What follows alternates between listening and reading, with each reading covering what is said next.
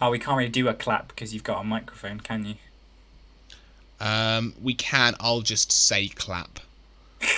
So I'll go Cool. 1, 2, 3, 4. Clap is what I'm going to do. That's fine. Oh, actually, I could do... Hang on. Is it that the thigh smack was a really unnerving image to watch happen? I forgot you could see me. It was quite You should watch threatening. me smack myself in the thigh. It was really threatening. Encroaching forward. Right, okay, let's do it. Okay. Oh, actually, no, I know. It'll be a belly smack. Okay. 1, 2.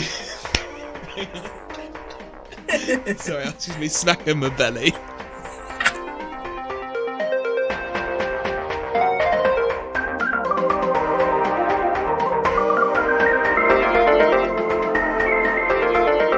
Welcome, one and all, this evening to Movies and Martins, the sometimes weekly film podcast. I'm Martin. He's I'm also called Martin. Martin. That's what we do here. We have the same name, and that's pretty much all we contribute. I'm joined by, as always, the composed, I was thinking of C words and my brain went Constantinople. I was like, you can't, that's not an adjective. The composed, the concise, the closed for your convenience, Mr. Martin Shaw. And I am joined as ever by the mouth from the south, Martin Docherty, who's been panicked by the pandemic. Ooh, very good. Thank I like you. how you subverted our formula. We can call it a formula because we've had more than 4 episodes by doing the adjectives after the noun you're describing, which is a revolutionary technique in sentence syntax. It's a new use of the English language I'm trialing. Thought I'd throw We're it out there. absolutely innovating already in this episode. So this episode, we're going to talk about a topic we had on the list of podcast ideas a month or so ago when we recorded our Prestige episode about Christopher Nolan, because we were like, his new movie Tenet's coming out and it's meant to reopen cinemas this month. That'll be a really interesting topic to get timely and talk about. And then, of course, like every other film this year, it's been delayed for another year. Yeah. So we figured now's as good as any time. We're going to talk about cinema reopening during quarantine, so closed down cinemas, how they're going to open, what's a socially distanced cinema going to look like, and how will the atmosphere change, and also we're going to do a little spotlight on how local cinemas have been coping during this pandemic. I've done a little research into my local cinema that I really like, called the Palace Cinema. It's a beautiful little sort of cramped. It's only it's 117 seater cinema down by near the seaside. And I started going there every week or two with my mum and my little brother to watch some films together. But just before COVID started, and that was really, really nice. And then, of course, everything closed down, so that's not really the case anymore. So I'm going to have a little look at how they're coping towards the end of the podcast. And I'm going to tackle the big boys, so the big 3 chains in the UK. Talk about the fact that only one of them's currently been operating this month, and the other 2 set to reopen just at the end of July. So this is fairly timely for us. So yeah, that's going to be the kind of topic for today. How are you keeping, Martin? How's life going? Yeah, very well. Been watching a lot of films, basically. Been keeping myself as busy as I can do. What film have you watched recently? What have I watched most recently? I think it might have been Snatch. Because I was talking about Snatch. Oh, you rewatched the whole thing for our podcast. Yes, so I watched the opening sequence and then remembered just how fun and sort of easy it is to just stick on. And I do think Guy Ritchie's sort of style is very sort of energetic and punchy. Yeah, I watched it because I think in terms of the energy that it has, really sort of complements how sort of laid back and sedate everything is at the minute. So it's quite nice to watch something that's very punchy and precise and a bit of shifts across. So is escapism because something actually happens in that film? Yeah, a bit, yeah. Excellent, that's what we like to see. And how about yourself? Have you been keeping well? I've been immersing myself in sort of I guess you'd almost call it like the director is kind of pioneering almost like a new wave of sort of modern horror, or modern takes on folkloric horror, which is Robert Eggers, director of The Lighthouse and The Witch. We're hopefully doing a podcast on The Lighthouse this week, in theory. No promises, of course, but I've rewatched both the 2015 production The Witch, which both Robert Pattinson and Willem Dafoe saw and then really wanted to work with him on something. And after that, I then went to rewatch The Lighthouse, which is a fantastic movie. Probably my favourite of last year. Up there, certainly up there with Parasite and a couple of the other ones I saw last year. But The Lighthouse is exceptional, partially because I got to see it in this little local cinema. So this little rickety kind of cosy small cinema screening down by the seaside, so you could hear the ambient noises of the seagulls, as you've heard with me recording this podcast, and the waves licking up against the kind of down by the beach, just a couple of yards away from the cinema. And while watching The Lighthouse in that and walking out to the beach at night, incredible atmosphere. It was really one of my favourites, probably my favourite cinema experience recently. It's kind of inspired why I wanted to talk about local cinema and that stuff, especially in today's episode, because from what I was reading an article, it was a article in Fortune, I think it was, about local cinemas being kind of having a bit of a resurgence in the UK, and there was a sort of a spike in people actually going to their local cinema and enjoying watching more independent films that are done there. And of course then COVID-19 hit and the world stopped. So now more than ever, especially if you get a chance with any vouchers or whatever they're selling, or if you can like make early bookings for stuff when these little places reopen, I absolutely urge you, once you find out if they're going to be socially distanced and stuff, urge you to support any local cinema, because I haven't done as much as I should have done in the past, and I got really into it just before quarantine hit, and so it's kind of sort of made me think about how those cinemas are going to survive, and like what cinema going is going to really look like once this global pandemic ceases. I think what's going to come out of this entire situation is that we're going to have to see just a fundamental shift in how we consume cinema and how it's distributed to us as consumers. It was already sort of happening anyway, but it's definitely going to just, I think the COVID period has just forced it upon us. And you're most certainly going to be wanting an extra year on your Odeon Lux membership. Oh yeah, I was very gracious to them when they emailed me in March and said, we won't cancel anything, but we obviously won't charge you while we're not open. And we got a free month in July to sort of tempt us to come back. And I haven't been able to make it out yet, but it's been... That's nice. Yeah. My gym didn't do that. They just charged me for the month. And then I was like, can I have money back? And I went, no. And I was like, good. Cracking. So I can't go there because I'll die, but cool. I can't go there because you're literally not open, but I guess that's fine. Just charge me anyway. I watched someone just before quarantine properly hit and things shut down when I was at the gym there.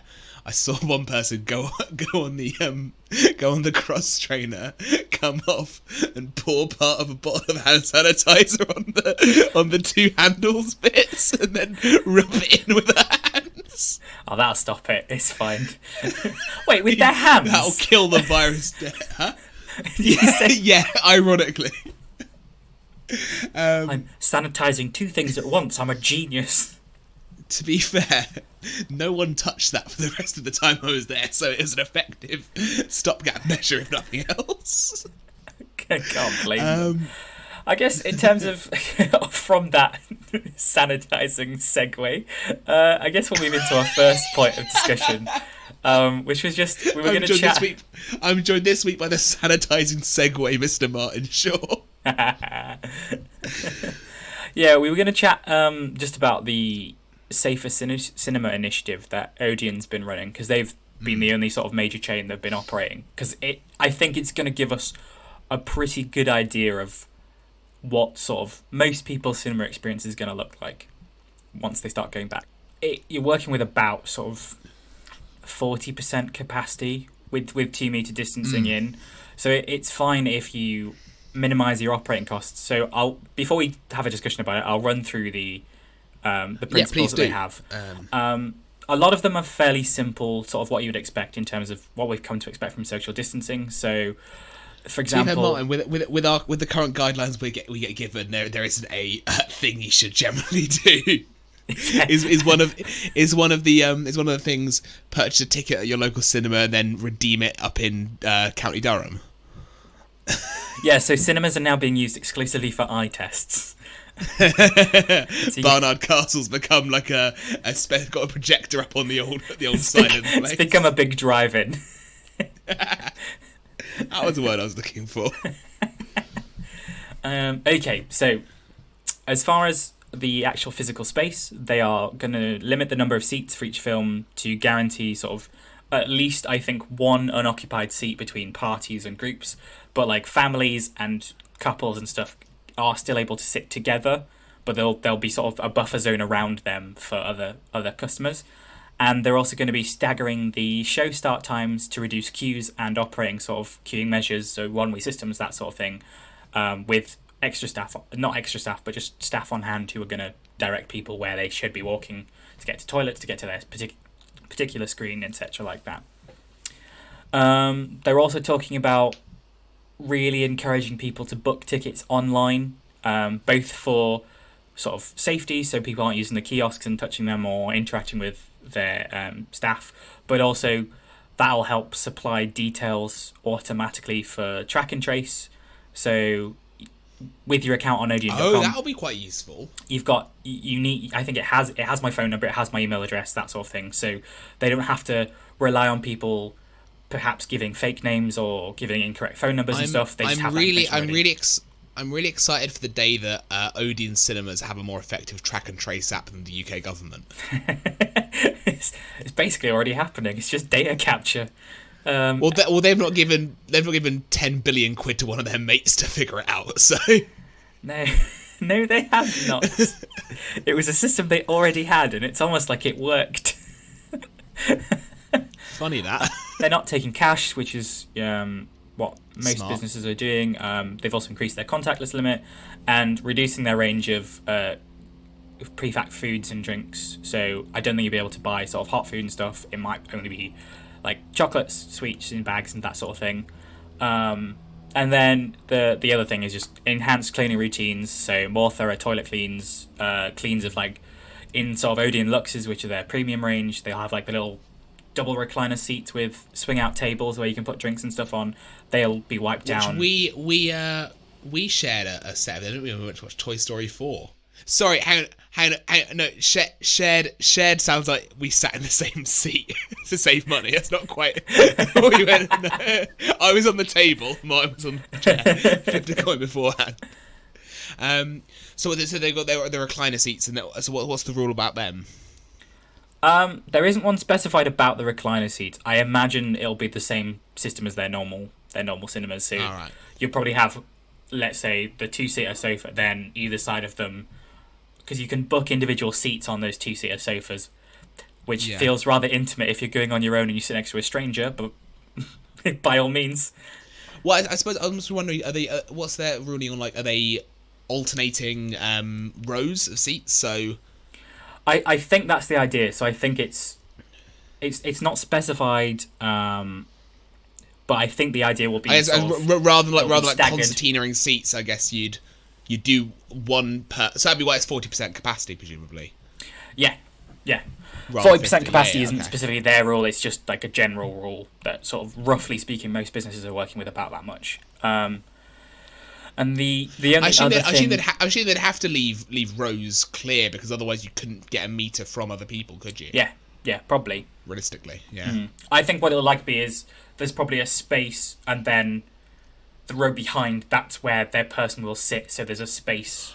Oh right, like yes, okay, yeah. Staggering seating that way. Staggering diagonally like that. Yeah, okay, yeah. I imagine that's what it looks like. Again, I haven't been in yet, so I can't say for sure. And the only other thing is staff will be obviously wearing PPE. No, the only thing that I pull out, which I think is maybe they've already been questioned on, is there's no rule on customers wearing masks. So obviously in the UK, face coverings are being made mandatory for shopping from the 24th of July, but there's nothing here to say that they should be worn whilst you're watching a film. I'm not sure how I feel about that yet. I suppose it's Well, I guess this list was, in fairness to Odeon, Martin Docherty, famous defender of corporations here. I suppose this list was probably written and published before the government updated their guidelines on face masks being mandatory for shops, because, I mean, although to be honest though, Martin, I've been to shops recently and no fuckers wearing them. No, people aren't adopting them. I mean, yeah, we'll see what happens when it's made enforceable, but that's a different podcast in time. Yes, yeah, of course, yeah, that's different. Yeah, but I suppose like the I guess what I can, depending on how successful the reopening is, I could see them providing like very thin masks, but then they're quite hard to get hold of, so potentially not. You could, I suppose, you could quite easily make it mandatory though, but just on the ticket. Well, so as part of the terms and conditions when you buy the ticket, just saying, like a big box that says. So I've read the terms and conditions. Another box that says you tick this to confirm that you will be wearing a face mask when you attend the viewing. Well, I think there is no addendum at the bottom. The addendum just says, please follow government guidelines with regards to face coverings. So theoretically, if the government turn around and say, hey, you should be wearing them in any public place, then it'll be enforceable as well. So I suppose at the minute it's only mandatory for shops, isn't it? It's not just for any public space. Okay, so that makes sense. It seems fairly comprehensive. I mean, it seems a fairly effective way of opening and maintaining the distances which are supposed to be keeping as many people as safe as possible. I imagine it is very similar to the experience you're going to have in most other places that are going to open. Yeah, for me, this seems like fairly common sense. It's a lot more common sense than certain places have been operating with this kind of stuff. I suppose the only problem is like some people don't have credit cards. That can be lend an issue with the cash thing. There's not really a huge amount you can do about the cash thing. The local pharmacist has an interesting way of doing it, where they've got a big dividing thing, right? And they've got a member of staff who has, I shit you not, a giant net on a stick. You put your prescription into it, they bring it back, they check it, bring it back out for the cash you have to pay for it as well, and then return the change in the big net. I'm not even joking. And they'll give you back the form to sign and put your cash in, and you give it back. What happens if the money drops out the net? What do they do? Small holes, big net. I'm not joking about it. I wish I would. I've been there several times. I used to chuck it in the net and they sort of bring it back. I think in a couple of years we're going to look back at some of the things that we've had to do and just be sort of baffled. And ask us, why did we all not buy a net when we could before the fishmen came? Shape of Water was a documentary and we're all fucked. The local Paden's pharmacy had it right. But yeah, no, this all seems. Is there any word from View or any of that lot what they'll be doing, or does it just seem like they'll be adopting Odeon's policies here? I looked the other day, and all I could find from both of them were sort of statements on reopening, which is going to be the 31st. Oh, actually, I've literally opened Cineworld just now, and they've got an infographic on there, and it basically is the same thing. So distance seating, staggered film times, additional cleaning, sanitary stations for like hand sanitizer and stuff, online booking where possible, social distancing. So I guess it's all right for the big ones to have strategies for reopening, but when you're an independent cinema, like you were saying, it's a whole other ball game. So this is what I found interesting about. I was looking on the Palace Cinema's website. I'll try to get in contact with them, but I couldn't yet. If I do get an update from them, I might ask if I can get them on the phone or something and record that as an interview. Maybe chuck that out. But yes, so the Palace Cinema Board says it's got a couple of things up at the minute about their closure. So because it's quite an old building, it's the only cinema in Thanet that specialises in independent film. So they do a lot of. It's really interesting little cinema. They'll have like specific nights for independent films. They'll have like the bigger films will be out on it. like, they had the Deathly Hallows when that came out, and they had the Avengers and stuff. But like, they'll be on a couple of nights, and they'll have certain nights that always have independent films. There's always a foreign film, and always on Sundays they have Silent Sunday. So they have an old silent film, and they have someone come in with the piano, and they play the score live for that. That's so cool. So they've got a lot of really cool sort of things in place that they do. But because it's a really small, it's so old, it's a listed building. It's got one screen, it's got 111 seats, and it's got really cramped, limited foyer space. So basically, to make use of their cinema, they are just remaining closed until further notice, until they're thinking about September, because that's when people are assuming, God, hoping we don't have a proper second wave. That's when things will start to be getting better. So they're keeping it open until then at the minute, because they want. They also, I suppose, for a lot of small cinemas, it's okay for bigger cinemas like Odeon, because at the minute they're running a lot of best of the century stuff. Is that right? They've launched. Yeah, so a lot of it at the minute that's been shown has been sort of a review of sort of 21st century highlights. So they're rescreening the entire Harry Potter series. The Dark Knight trilogy was just shown over the weekend, just gone Friday, Saturday, Sunday. Yes, I saw that. Yeah. The Empire Strikes Back 40th anniversary rescreening is sort of quite conveniently fallen around this time anyway, so that's a good one that people probably take up. I'm going to try and see it in the cinema, because obviously I wouldn't have been able to see it the first time. Yeah. And then we're also getting sort of recent stuff that just released just before we all went into lockdown. So things like 1917, and is that being replayed?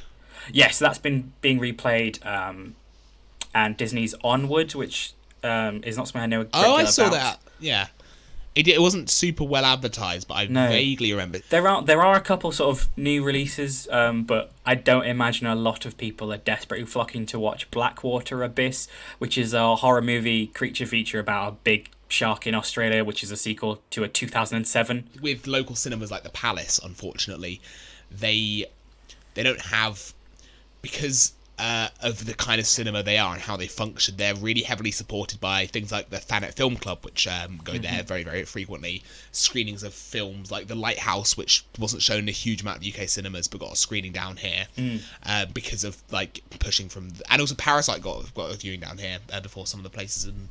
Not before some places in London had it, because they had it for a film festival, but just before COVID happened, they had screenings of it down here when it wasn't in some other places. And because of how the lifeblood of their cinema operates, they won't be able to survive on rescreening The Empire Strikes Back and just taking the loss, to keep. Because I guess what Odeon's doing at the minute is I guess keeping itself as a publicly open option for people and keeping itself as much in the cultural consciousness as they can, because they've got enough money stored to take the hit. Yeah. Well, no, it's not necessarily they've got enough to take the hit, but it's probably like it'll be a cost analysis scenario where they've gone, right, in order to stay relatively relevant or to have people thinking about coming to our cinemas, because the people who go to watch The Empire Strikes Back 40th anniversary is not going to be enough to. I imagine with the coronavirus guidelines, that's just not enough people you'd be able to get in a day to recoup the cost of opening for that day.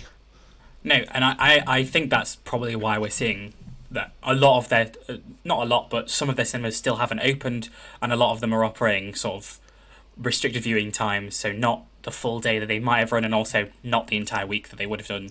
And also with extra hours in between staggerings. Yeah. They're similar to like the local doctors or whatever. You've got a very specific appointment, you have to come to that and leave, and they've staggered them in a way to make sure people won't be crossing paths as much as possible. But places like the Palace can't do that because of how small their foyer is and how many films they're able to afford to screen, because they get a lot of money from local council grants, from what I gather, like local cinemas like this. The Granville cinema near here definitely gets a lot of money from the local council to put on stuff, which is why initiatives like the Thanet Film Club works with it. And at the minute, council funds at local cinemas not the priority, unfortunately. No, I was thinking of the Gala Theatre, which is primarily a theatre venue, but it has sort of a 2-screen cinema. I'm just thinking in terms of a lot of these independent cinemas. So the Gala Theatre is closed until January 2021. It's managed by the council and was the only cinema in the area before this Odeon was built a couple of years ago. So it's sort of less prominent now, so it probably won't receive nearly as much attention. Tyneside Cinema has a big breakdown of exactly where it gets its funding from, and it's looking like about 60% of an estimate from this pie chart that they've got here, which is food and drink sales. Yeah. So their box office sales are not even their biggest taking. Obviously, they can't operate any of them. The BFI does have sort of repurposed one of its funding streams specifically for independent cinemas, local cinema and local film. But that was only, off the top, I think it was about 1.3 million. Yeah, the Film Audience Network fund was 1.3 million. But when the operating cost for Tyneside Cinema alone is £36,000 a month, that funding can only go so far. And I worry that a lot of these venues, which allow a lot of people to engage with cinema in other ways that isn't just going and watching a film and then leaving. A lot of them host viewings and interviews with directors, also provide probably some of the only routes into British independent filmmaking and sort of new places to screen your own stuff if you go into production. Definitely, I worry that these places are just not going to get the support that they desperately need, like so many other creative venues. One of the things I think you'll find really interesting is the Palace Cinema ran with regards to opening up. It wasn't just a financial decision. It wasn't just a decision of whether or not they'd be funding. They ran an audience survey about the possibility of opening up. So it's post about audience survey results. But in the meantime, one of the ways I think that not just that they're getting a kickback of cash from this, but they're trying to keep independent cinema interest alive at the minute in Broadstairs or in the local area. They've got that every month they've been suggesting new ways of exploring new and classic independent film from home. So they used to have a free offer of membership to MUBI, which is, let me just get that up now. That is the I'm heard the name. I'm not familiar with the platform. Let me just quickly check what it's called. I think it's specialising in foreign language films. That kind of stuff. That's quite an interesting initiative. So they're sort of widening what you might be consuming at home by suggesting things that you could go and watch that maybe wouldn't have been on your. Okay, so Mubi is basically it's essentially a streaming service for independent films. So it's they handpick a list of films that you won't have seen otherwise probably, and it's stream or download. It's currently $4.99 a month. So a couple of ones they've got on offer here for at the minute is there's Girlhood is up there, Breakwater, Transit. So some more recent ones, but they've also got from places all around the world basically. Interesting. It's so they did have a like a free offer thing from the Palace Cinema, but that's not on anymore. They've now got there's a 7 days free trial for this kind of stuff. But they're raising awareness for things like that. And they've also got Second Run on Demand, which is like special films, very diverse catalogue of independent filmmaking for like how it works is you basically, because it's on demand stuff, you pay to rent a film for a $5, right, and the income from each rental is shared equally between a bunch of currently closed independent cinemas in the UK and Ireland, including the Palace Cinema. Which is a really good way to watch some films you wouldn't normally get to see, but also to support local cinemas. So I'd really advise you go and do that. I'll put a link to it in the description. I was just looking at what Tyneside are doing with their membership scheme. So the Friends of Tyneside Cinema is one of the best ways to support the cinema is sort of a regular membership funding. You get normally you get three free tickets a year, 6 if you're a joint member, because you can sign up for just yourself or you can sign up as sort of a group. Discounted tickets across the board. There's a newsletter, 10% discount off in the restaurants and stuff.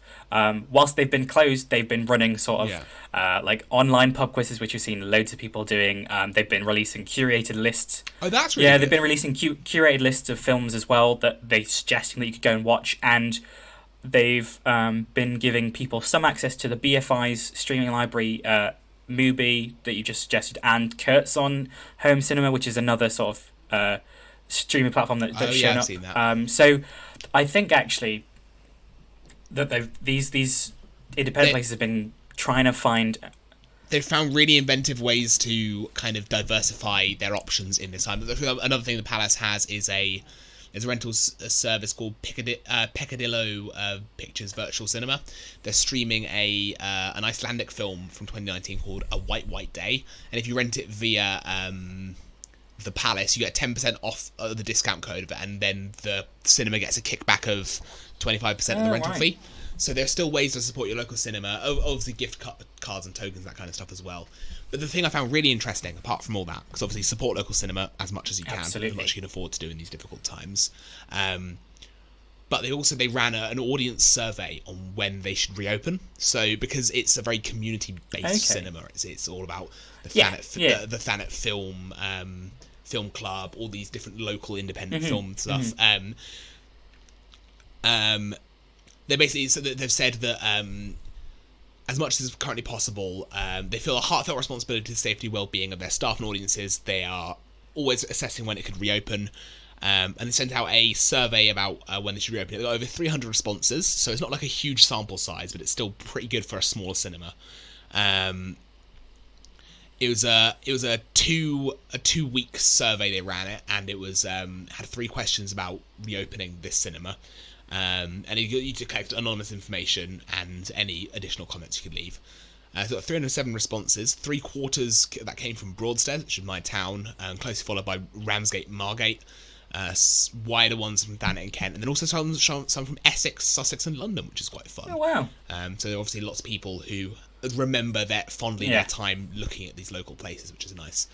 So about 200 of these people said they didn't have a date preference. They just wanted to be open as soon as socially distant measures could be put in place. It's similar to your Odeon thing. So, but obviously that's not applicable to smaller cinemas like the Palace. 54 wanted it September, October. 36 didn't want the Palace to reopen until the coronavirus had passed, and the remaining 19 were split between November, December, and next year in January and February, when you're seeing a lot of films being rescheduled for release. It's a much wider split than I'd expect, because generally sort of public opinion that we're being told, at least, is pushed back is open now, let us do things. That's really interesting. Well, yeah, so a large majority don't care when it opens, just as soon as it's safe to do so. Because I think in the survey they had option to comment on, so it's not just purely quantitative, there's also a qualitative aspect to all of these answers. And the other ones were, approximately 100 of them don't want to open until, just over 100 of them, so over a third of respondents don't want to open until after September, and the remaining 2/3 want it just as soon as you can have some sort of proper distancing, which is quite useful. I think what a lot of these independent places are doing are managing expectations as much as possible, knowing they are fairly potentially risky venues and vectors for the coronavirus. Yeah. So we were talking earlier about shifts in... we were talking about how especially independents seem to be supporting their consumers and keeping them engaged in a different way. So things like the access or sort of directing them to these streaming services, widening their what they might be watching at home, that sort of thing. The other thing that's been happening is we've seen it with most recently with Scoob, the animated Warner Brothers feature, sort of the newest iteration of Scooby-Doo. Yeah. We also saw it with The Invisible Man, with the Monkey Paw Productions. Yes, that's the one. Elizabeth Moss, I want to say. Produced by Jordan Peele. Yes. Yeah, you're right. Starring. That saw a drastically earlier release. Obviously, it did get its chance to be in cinemas, but it got a really early home release where you could watch it at home. My initial point with this discussion of sort of digital releases and stuff is: do you think the shift towards these earlier releases and digital distribution is here to stay properly in terms of not just Netflix shows, but also the big 6 sort of production companies, so Lionsgate, Warner Brothers, that sort of thing? Do you think they're actually going to stay this way? You're starting to see the paradigm shift occur, I think, already, because Universal or Warner Brothers recently released Trolls World Tour? Ooh, I think Universal, I'm not sure. And it was slated for release in cinema, and they just dropped it early on streaming platforms. I think their own stream platform, whatever it was, and that caused a huge uproar. Some cinema chains in the US saying they'll boycott the publisher of these or the distributor of this film because of how badly that could impact. Because I think it was before a lot of the places were locked down properly in the US. They just dropped Trolls World Tour online, and there was a huge outcry about that especially because the Trolls films, they seem like a non-entity to us, but they are superiorly popular with younger audiences. They are some of the most popular films possible for young audiences. They absolutely love them, and to have that kind of weight pulled out from under them, so these big chain cinemas were not happy at all. I sort of, part of me worries though. No, it's not necessarily so. The notion that things can get released now online, I don't mind that as much, because I think the necessity of physical distribution of media can really hamstring independent creators in a really huge way. So I don't mind the paradigm shift in that sense, because I think distributors and certain cinema chains have far too much power in that sense. And it, like you were saying earlier about how some of the only ways to get involved in independent cinema through these local cinemas you can get, that's because traditional cinema is so incredibly and uniquely difficult to get into. And I think a paradigm shift to more online focused media is not necessarily a bad thing. And you've seen that already with a lot of YouTube film creators exist, like Crabsticks, Jack Howard, Dean Dobbs. A lot of these creators on YouTube are creating really good and interesting short films that are on there. They don't necessarily always lead to a filmmaking career, but it has led to things like Jack Howard on the Mark Kermode podcast, these kind of things where they have. So I think an increased relevance of online media is not necessarily a bad thing, but the concern is, as always, how do you support local independent cinemas in times like this? This is the concern, isn't it? Is that it's great. It's great for creators to be able to have a paradigm shift more towards online media, and that being less of a taboo, and there being less viewed as a lesser media, as a distribution platform. The central problem, of course, is how, somewhere like the Palace, they're not going to be able to hook up a YouTube video to their screen. And I'd also offer you this sort of devil's advocate point, if you like, if it's sort of this plurality of available films that can just be dumped online on a streaming platform for people to just watch straight away is great. In one sense, it makes it a lot easier to watch a lot of stuff.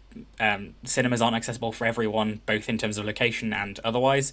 But also, we're talking about it opening the door for more creators, but also if the online world is swamped, as sort of YouTube was, by big budget, like chat shows and things like that, that domination, the funding that they have behind them to dominate those platforms is going to come into that fore, and it's going to make it probably harder for independent filmmakers to come through that space, because they've lost the edge that they have in there. It's going to become swamped for distribution, because it's a safer route to market for distributors, because they don't have to produce media that might not get sold. They don't have to spend nearly as much money on advertising when they can chuck a trailer on YouTube and be like, here's our new film, and 20 million people watch it. So I would return to you on that. I would say that the need or the ability to physically distribute does not, and the difficulties that entails, does not necessarily indicate that a film will be good. And as a litmus test for that, I will point you to your own thoughts on Fantastic Beasts 2: The Crimes of Grindelwald.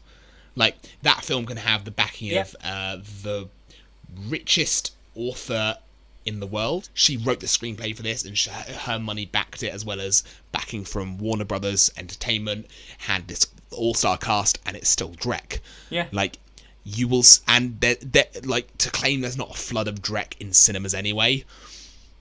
I think that point maybe sort of suffers there. I think you're right in that.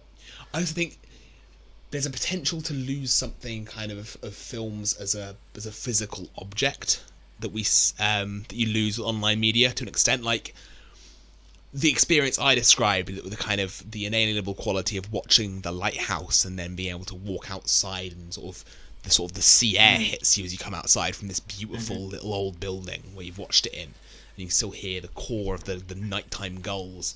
You lose that entirely online, and so the question then becomes how do we keep it a plurality of how do we allow this? It's basically, I think that the focus needs to be having this shift to online being more publicly considered.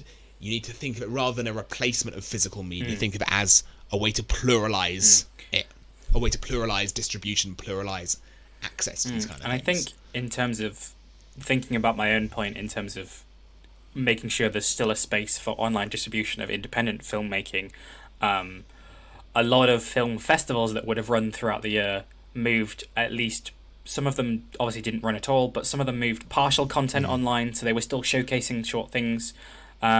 So there is going to still be space there, and hopefully it'll be as preserved as it is, as and when more and more distributors decide to move their stuff straight to market this way rather than sending out physical media.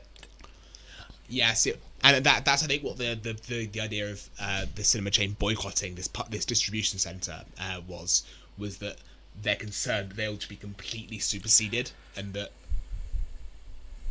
because you're already starting to see cinemas decline, aren't you, with online? Yeah, I mean, it's why, media, especially independent cinemas. It's why ticket prices are more expensive. It's why your suites and stuff are so expensive, because that's where they make all cinemas, not just independents, make a lot of their money. View have moved to drop their prices in order to compete with streaming services, I think, like because of how not necessarily to compete with streaming services, but the availability of online media. The views near me have dropped their prices to $5 a ticket, regardless of anything, like whether you're a student or not. Good. I think you get a further discount if you're a student, but they can afford to do that, of course, because they are a big, like, multinational company. And I guess the only other thing to say is just the point that gets made against streaming services and online availability all the time is that ultimately you're paying for a subscription fee, but you're not actually paying to own the media. You don't own any of the stuff you're watching. So if we move to entirely online distribution, yes, you can watch much more stuff much easier, but also at any point, whatever you want to watch could no longer be available if it's taken down and it's not downloaded somewhere. It's true, you don't own media anymore. I mean, Steam's a perfect example of that, which is a games distribution service where you agree to when you subscribe to Steam, when you download it on your computer, that you are renting these games, essentially. You pay, like you are buying the games, and it's essentially a license to own it, but the license is actually for you to rent the game. You do not own any right to have that as a physical copy. Well, I mean, you said it when you say... I suppose is that partially, do you think, due to, like, your attachment to, like, Blu-ray and stuff as physical objects to sort of designate, I guess, markers of liking a film? So, for me, I will go and... If it's something I particularly enjoy, I have a small collection of Blu-rays because I don't like clutter, but if it's something I want to watch at any point that I could just go, I want to watch Marvel Into the Spider-Man Into the Spider-Verse. I own the Blu-ray. I will probably get a 4K copy of it as and when I can afford a 4K TV because it's important for me. The experience of that, and it's why I like, even if it's something I know I'm not going to enjoy as much, I like going and watching things in a cinema because it's the space that they're ultimately designed for. Most film media is designed to be watched in that space. All right, Christopher. Well, that makes my point. Ultimately, that's why Christopher Nolan is so reticent to release Tenet. He might finally be being forced into putting out a staggered release and potentially releasing it online because loads of people are keen to watch it. But he's so reticent because he's like and many other sort of legends in filmmaking like Scorsese. The space where film is shown is a cinema. I don't know. It's an argument. It's not an argument we can win. I think it's an argument that'll carry on. I'm in agreement with you. Isn't there's nothing that can really replace the feeling of watching something. So, for example, whilst it's disseminated slightly by things like Twitter and Facebook and that kind of stuff in terms of reactions to a film, there's a reason you still had midnight screenings of Infinity War that were packed and Endgame that were packed for solid weeks. Is because I think more than ever film, like, I also think, like, that's why I like to view it more as plurality, because the accessibility of media online. So without how accessible Marvel films have been online for the past 10 years, you would not have had Infinity War be the same cultural event that it was. A lot of it was obviously based on how the superhero movie became the new summer blockbuster, absolutely. But a lot of people who end up watching these films, the countless numbers of people who watch these films, only a small fraction of them watch it at the cinema at the time. People buy it and watch it later on, and streams they've never seen before, that kind of stuff. There's no way it becomes the same level of like with like people's parents where we're watching these films on a rewatch because they have them on Netflix or whatever, or now on Disney Plus, I suppose. You don't get a cultural event like Infinity War without that kind of plurality of distribution you're seeing through streaming sites. I guess the problem, of course, we're having now is that everyone has their own streaming sites, so now it's prohibitively expensive to watch everything you want. Closing point. What's the thing you're excited to watch in the cinema most? That's what I want to know. That's all I want to know. Yes, that's a really good question. So I don't think you remember this film. I don't think you've heard of this film, but you're going to be really interested in this because it was originally slated for release 2020 September, but it's been pushed back to I think April in 2021, which is Last Night in Soho. Edgar Wright's new Wright film. Yeah. Edgar Wright's new film, which is currently in post-production. I'd finish up post-production right now.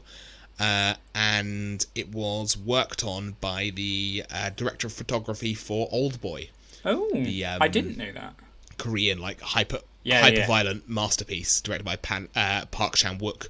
So the director of photography, whose name is Chung Chung-hoon, currently working on post-production. I think he helped. I don't know if he was the lead cinematographer on this, but he worked quite heavily with Edgar Wright on this film. So that'll be quite a really interesting one to see. What's it say? Last Night in Soho. It's a psychological horror film directed by Edgar Wright.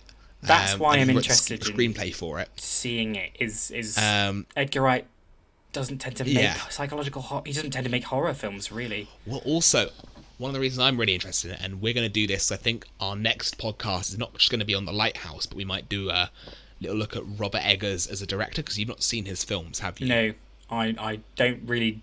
Horror is a genre I don't really stray into because I'm scared of things. So, The Witch is a brilliant 2015 film by him, and it stars Anya Taylor-Joy as the central protagonist, and her sort of experience with witchcraft and a New England family of pilgrims who get pushed out of their plantation for differing religious beliefs, and how that unfolds. And she's exceptional in it. She balances it perfectly. And so she's, I think, the lead in this. So that'll be really, really interesting to have a look at. Also, I'm interested to see what Tenet will be. Because I've stayed away from trailers a bit, so I sort of I want to see what he's going to do with it. The sort of the Jack Howard theory that we saw about it, that it's going to be a palindrome, I think seems to be on the money from looking at some of the trailers. This idea that the film's going to be able to, you're going to be able to play it. You won't be able to play it exactly in reverse, but it'll be going back and forward in time simultaneously and meets in the middle. I think that's a fairly interesting prediction for it. Stands in good stead with Christopher Nolan playing with time and how he operates. Yeah, but yeah, I'd be really interested to see Edgar Wright do a psychological horror film, especially with photography and cinematography from like the guy who did stuff for Oldboy and for, I think he worked on Zombieland as well, so it'll be quite interesting to see how that translates into a psychological horror film, which I've not seen. Yeah, definitely. What about you, Martin? What are you interested in when it comes to so I had a look down the list. If you say Now You See Me 3, we're not friends anymore. It's definitely not Now You See Me 3. I was just having a look at sort of the 2021 releases, because I can't realistically see anything major launching before January at this point. So my two obvious examples are that Tenet now being pulled from release schedules entirely, is sort of indefinitely, and there's strong rumours that No Time to Die, the Bond sequel, which has already been delayed twice, is also going to be pushed back to summer blockbuster season next year. So, No Time to Die, more like No Time to be released. Am I right?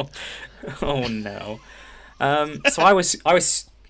That'll be the start of the podcast. I'm a big Bond fan, so for me, sort of the most obvious one is probably No Time to Die. But I don't know that's an interesting answer. So I went to the IMDb list for 2021 releases, and near the bottom of the first page, I found that there is a Space Jam sequel. Is it a shark movie? No, it's Space Jam sequel called Space Jam: A New Legacy, currently in post-production, starring Don Cheadle, with NBA superstar LeBron James teaming up with Bugs Bunny. Is Don Cheadle doing the accent in I this one hope as he's well? not doing the Cockney accent that shows up in Ocean's 11, which we both hate with a burning passion. But you never know. Fuck me Rogers, mate. Hello, I'm Don Cheadle.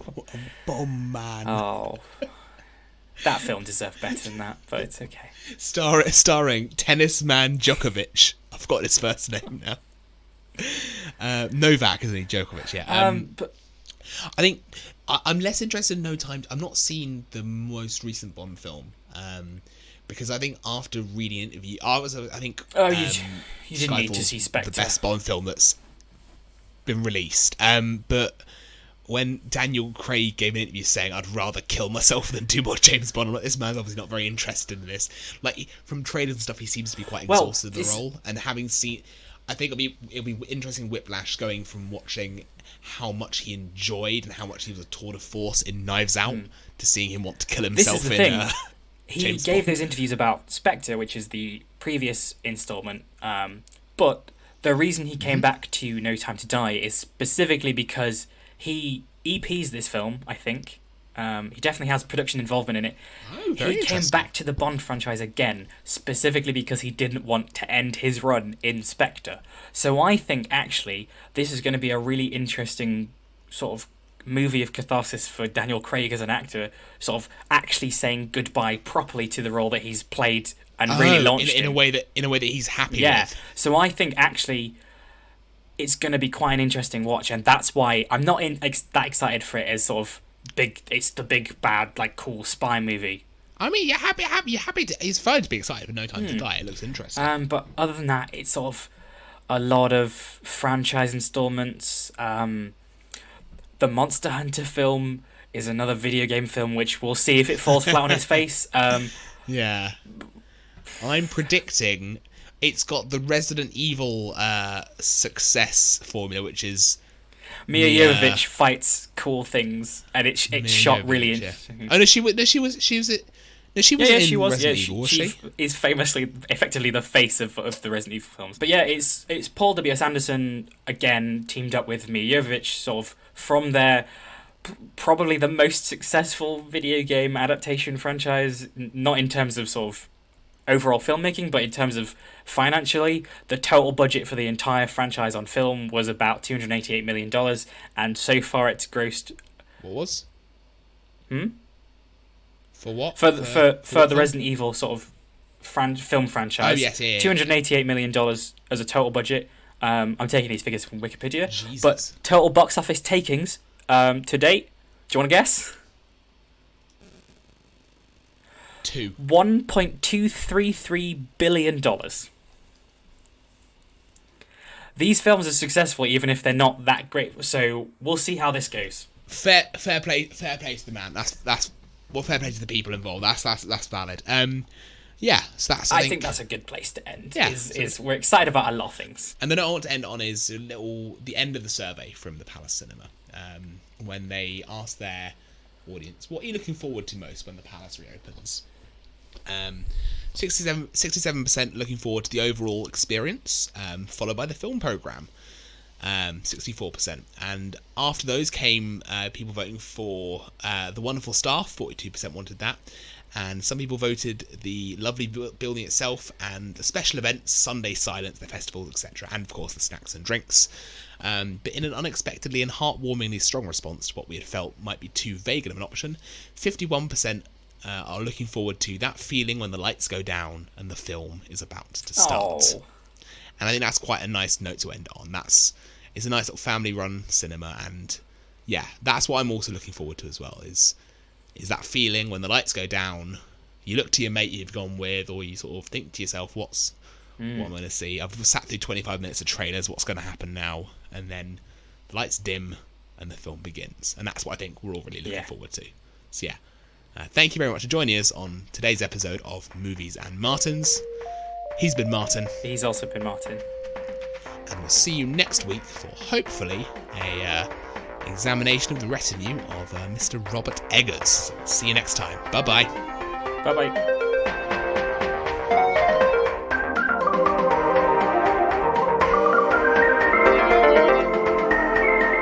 As I said earlier, we came up with a topic a bit last minute for this one because it's what we've been thinking about doing for a while, but